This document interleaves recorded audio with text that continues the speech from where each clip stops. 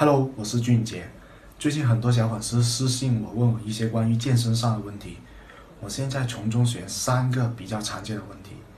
以后我也会不定期的在视频的开头，对小粉丝的疑惑进行解答。这个不关我事哦。好，现在第一个问题，很多小粉丝问他们做俯卧撑的时候，肘关节这个位置会响。然后我们有2种情况，第一种情况就是很多人做俯卧撑的时候小臂什么？你们看过他小臂吗？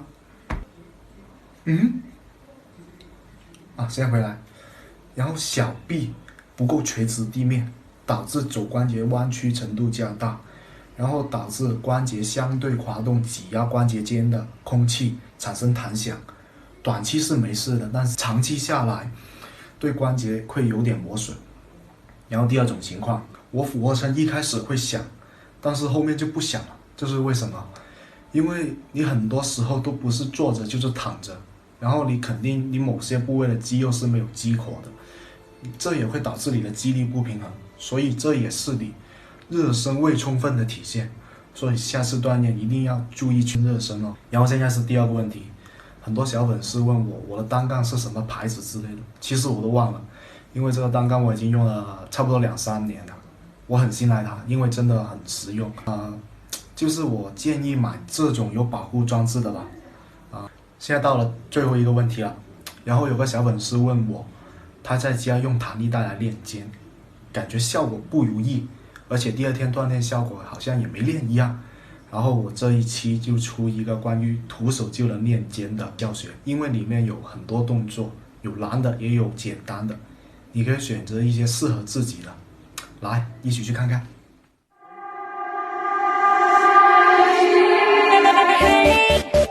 成日都俾你哋話我冇洗頭，搞到頭有啲痕添。一開始可以先用呢個動態動作嚟喚醒你嘅肌群。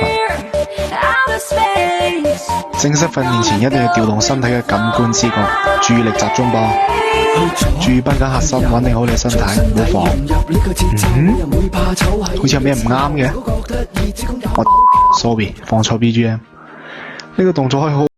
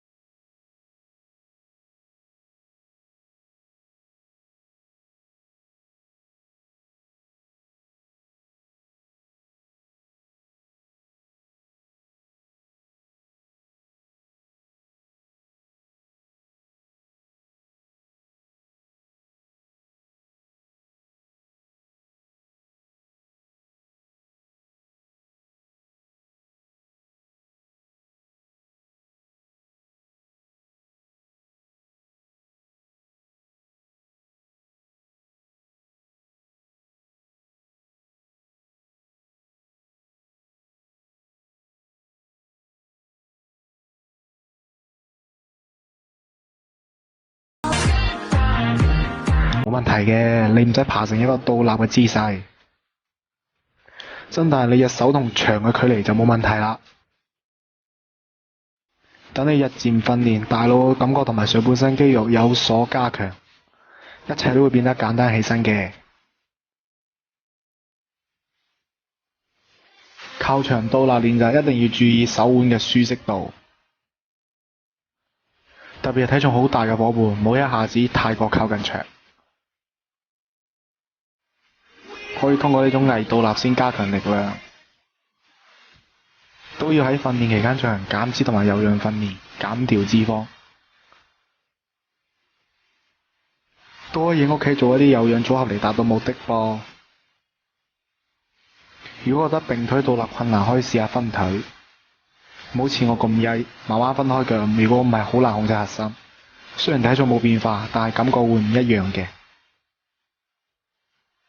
呢個動作被好多人忽視，動作模式都做得好唔啱，甚至好多教學嘅視頻我睇唔落去啦。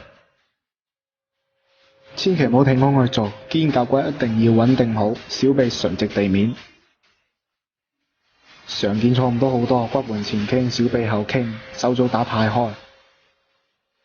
如果你係要練胸就唔好代償去用呢個動作，可以選擇其他練胸嘅動作嘛。如果 feel 唔到含胸嘅同伴，可以試下外旋你嘅手臂，即係你嘅虎口朝前，咁樣你發力會舒服好多，但係難度都會大好多噃。呢個比俯臥撐難好多喎，要唔要試下挑戰下呢個計劃呢？我才不會去練呢。可能是做了一天或者躺了一天，然後再起來做運動啊，然後這時候你的肌力是不平衡的，你某個部位